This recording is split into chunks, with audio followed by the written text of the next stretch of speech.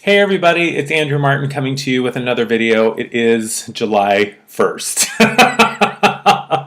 I don't know about you, but my mind is blown by the fact that it is July 1st. I can't believe that it's already July.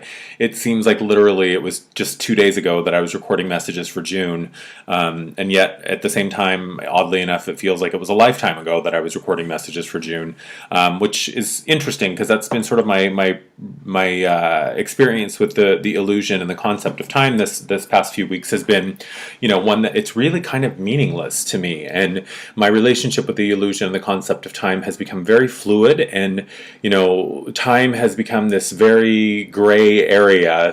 I mean, there have been days when I have woken up and I have not had any idea what day it is. I mean, I have laid there in my bed and have racked my brain trying to remember what day it is, and then I'll look at my phone or my calendar and I'll be, oh, okay, it's a Tuesday, and then I'm like, okay, but what's a Tuesday and why does that even matter? Aside from the practical purposes of knowing that rent is due on the 1st and this bill is due on the 15th and so-and-so's birthday is on this day, or I have this appointment scheduled for this time on this day, the point of a calendar and a clock, really, it seems to be very irrelevant. And, I think that maybe that's just a byproduct of, learning to live in the moment and just be in the moment and the eternal now and just embrace it as it comes up, really has been that time has just been sort of meaningless to me, which, is sort of kind of the point, or at least relevant to the point that I have for us for July. Just get situated here. July is really all about we've passed through the portal. June, there was the equinox, and then there was the full moon, and then there was the eclipse, and then the Grand Cross, and then Mercury went dry. I mean, it was all these crazy things happening in June that really were, again, the whole point of all this is continuing to wash away those lower vibrational aspects, continuing to bring up things for us to acknowledge and either integrate or release, to continue to see that the ego is not in charge anymore, to continue to acknowledge and understand that the rational mind and the ego and the logical mind, while they may be part of the human experience, and it's not, I'll say this again, we're never going to get rid of the ego, we're never going to destroy the ego, we're never going to cut the ego out and discard it, because while we are in a human form, while we are having a human experience, that's part of the deal. It's, you are a human, you have an ego, that's the deal. And so, but it doesn't matter once we acknowledge that the ego is no longer the CEO, the ego is now only an advisor. And for myself personally, the past couple of weeks, man, the ego and the rational mind were throwing up every little trick in the book that they could think of, every shiny thing that they could use to try to distract me from my path and to keep me off track, or any old idea or old concept or old pattern or old belief that I used to hold that I no longer value. It was like the dog and pony show. It was like, okay, I know this used to get Andrew really worked up, or this used to distract him, or this used to make him afraid, or this used to make him kind of go back in and stop being this free, eternal, divine being that we know he is. Because the ego and the rational mind and the logical mind, they're always in a constant state of panic, right? They know that their time is only limited to however long this physical life is, and that once I have my death experience and I croak, that the ego and the rational and the logical mind are gone. So they know, they've been put on notice that they are not real, that they are an illusion, and that if they want to be a part of this experience with me, then they're going to have to come along for the ride. And I'm calling the shots now. They're not the ones in the driver's seat anymore. But don't think for a second that they did not try every crafty, sneaky, underhanded trick in the book to get me off course and to get me spinning out of control. And it worked a couple of times. I will be honest and say that there were a couple of times over the past few weeks that I, for a couple of days I'd be spinning out worried or afraid or scared, and then I would think, wait a minute, this isn't real. This isn't true. This is just another little sneaky trick that the ego pulled out to try to distract me and keep me off course. Because, that's the deal. The ego's a liar. The ego is shady. The ego is a snake oil salesman. The ego is that frenemy that is always going to tell you, hey, come on, don't you want to do this? This will be fun. And then you wake up 3 days later and you have no idea who you are or where you've been, and all your money's gone. I mean, the ego is not your friend, okay? That doesn't mean we have to make it an adversary, but we really have to understand that the ego is the ego will contradict itself from 1 minute to the next. It will tell you one thing, and then 2 seconds later will tell you something that is completely opposite, and that is what the ego does. The ego is in a constant state of panic and and fear because it doesn't want you to step outside of comfort zone. It doesn't want you to experience anything new. It doesn't want you to understand and to acknowledge that you are eternal and infinite and connected to something that is far greater than the ego could ever dream of or create. And so, the ego is going to always be on guard and always be kind of, ready to pull out its fancy little tricks to try to distract us with its shiny, pretty things. But ultimately, the ego is full of shit. And once we acknowledge that and can lovingly acknowledge that, and I get it, my ego is an asshole, but that's fine. I still love him, I still understand who he is, and I still understand his function, and I just don't let him run the show anymore. And on those days and those times when he gets the best of me, and I spin out for a few minutes or a few hours or a few days, then I laugh at myself once I realize it, I acknowledge it, I pat him on the head and say, hey, good job, well done. All right, back to business, here we go. So that's what really July is all about, is we are so free now, and these past couple of weeks of June and all of the crazy things that were happening in June, to just continue to clear out those lower vibrational aspects, continue to wash away those old fears, those old ideas, those old stories, and to continue to bring them up for our acknowledgement, and then for us to look at it and go, okay, I acknowledge this, I see this, I understand it for what it is, and now I'm either going to let it go and move on, or I'm going to integrate it and bring it with me for the next leg of my journey. As always, the choice is ours. We get to decide what we do with those things, but the further off we are in terms of being aligned and being standing in our truth, and standing in love and coming from our hearts, now it's going to feel even more off than it ever has before, because we've come so much further. It's like, we used to be like starting point here, we're a mile away, we think back to the starting point. Well, when you're only a mile away or a foot away or a step away from where you were, it doesn't feel that bad. It doesn't feel so foreign. But once you are miles and days and weeks and months away from where you started, to go back to that place feels like such an arduous journey and feels even more off and more conflicted and more out of whack. And that really is what we are being called to do, especially for July.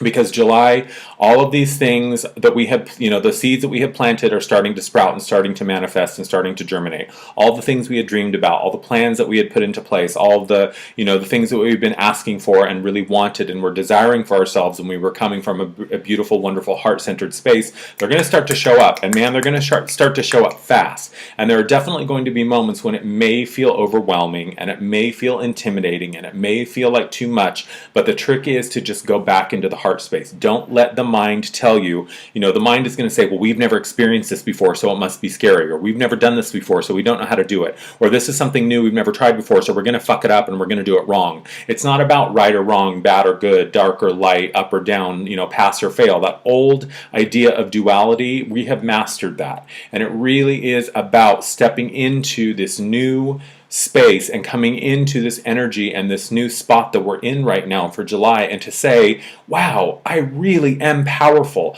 I really can create anything that I want for myself, and I really can draw it to me. And when I'm creating from a place of love and a place of integrity and a place of alignment and a place of truth, and standing in my own power from who I know myself to be, which is divine, which is eternal, which is a powerful creator, which is an aspect of God, when I create from that place, man, I am unstoppable.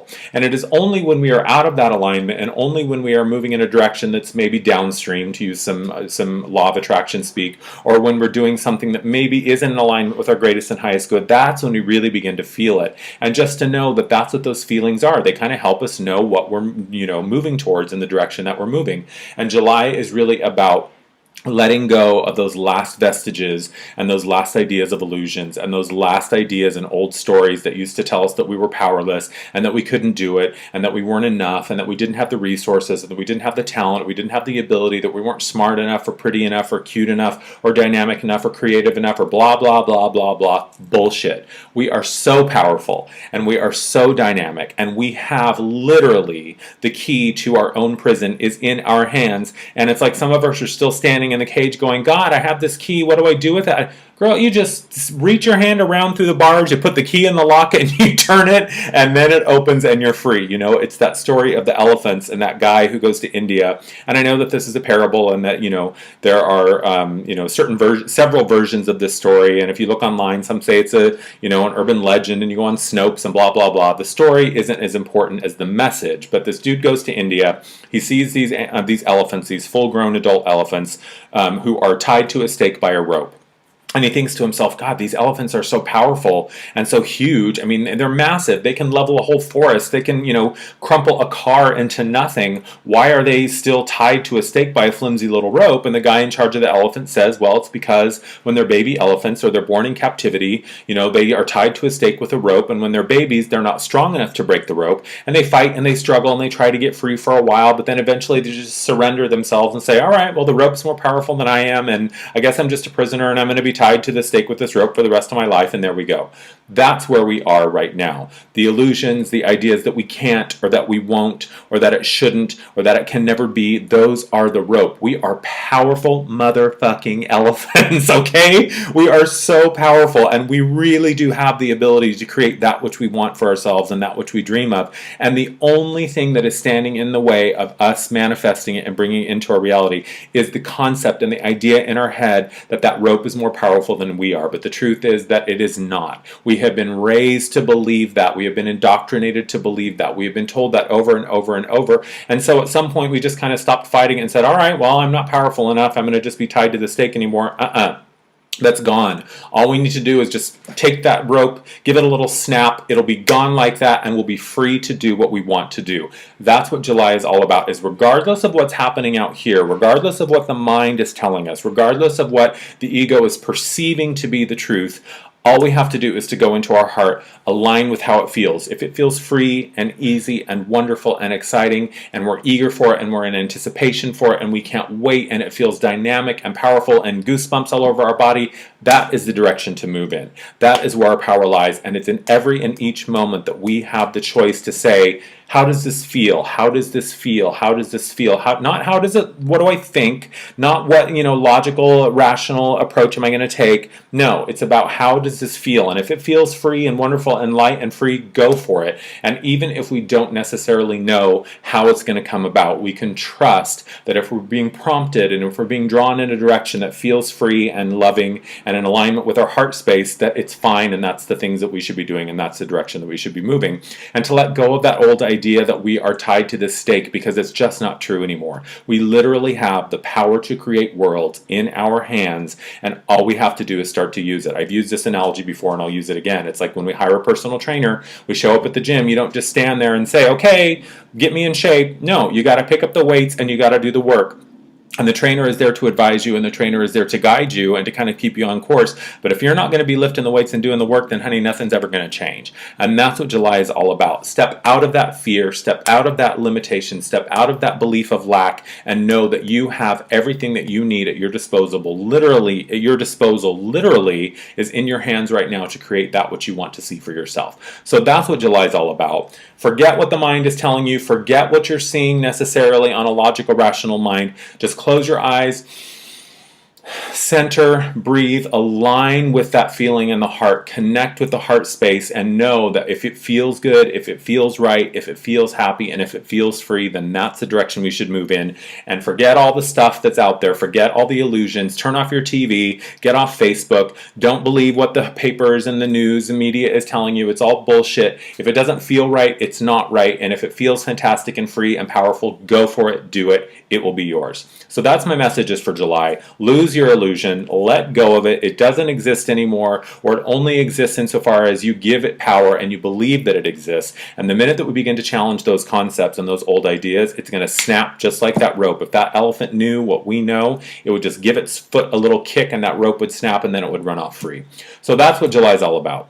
As always, I thank you for watching. Please go to my Facebook page. Follow me there if you want daily doses of inspiration and stuff that I share there. Go to my website. Check out my artwork. Check out the messages that I share from the lighted ones. Go to my YouTube video or YouTube channel page and subscribe to me there if you want to get more videos like this. That's it. As always, I thank you for watching. I hope that you're happy. I hope that you're healthy. Have a fantastic July. I love you, and I'll talk to you soon. Bye-bye.